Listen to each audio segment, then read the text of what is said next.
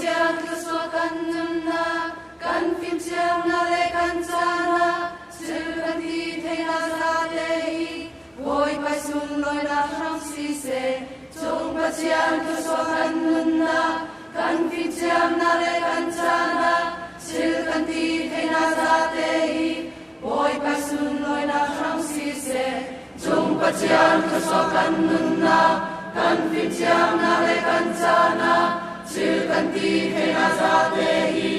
oi pai sun loi na sang si sam se mo u na kan nun na zo man lo nom na ka kan pi sol mo kan nun na kan phim na kan cha na oi pai sun loi na sang na kan mang cha mo mo u na kan nun na zo man lo nom na ka kan pi sol mo kan nun na kan phim na kan cha na oi pai sun loi na sang na kan mang cha mo oi pai sun loi oi pai sun loi na si se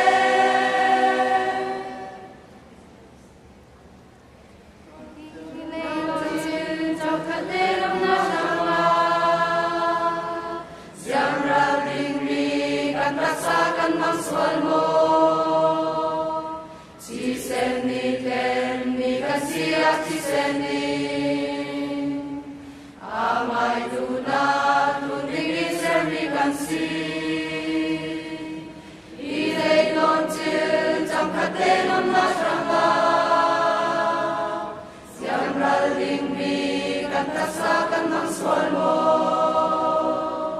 chi sen ni ten ni kan sia chi sen ni amai tu na tu ring ri sen ni kan si kan lung put le kan tua ser mi pot oi pai min sun loi na si cham chin se krian tu cha si zo mu si oi pai men kan nun na mi tin ten lam cham chin se bắt chấp mít áp quất mít chữ giang kim lệ à đủ lâu chữ giang kim đủ về lâu in mít đắp mít ăn nút nắp ăn hú tì ca dùng nung bít bôi quay mệt ăn hú nạc tin dùng nung bít bôi quay mệt ăn hú nạc chung nung bít ba chân chu akung quay na mun kip bi au mi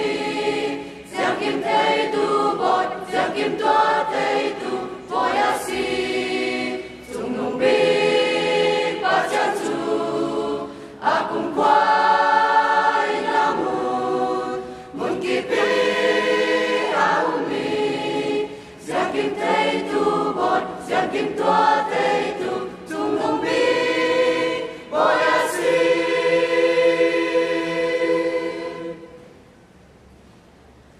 chung pa chiang ni kan so kan cha na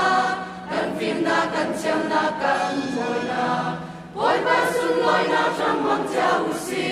voi pai sang mang cha u si